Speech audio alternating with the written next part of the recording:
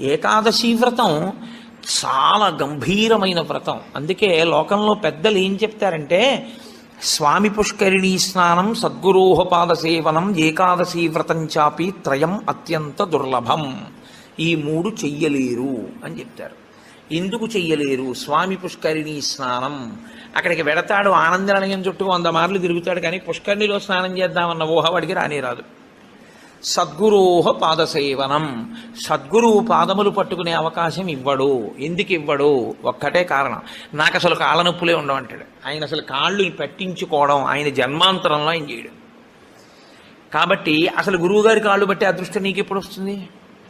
నువ్వు ఆయన కాళ్ళు నెప్పెడితే కదా నువ్వు వెళ్ళి పట్టుకోవడానికి. కాబట్టి ఆయన కాళ్ళు పట్టుకునే అదృష్టం ఉండదు. సద్గురోహ పాదసేవనం.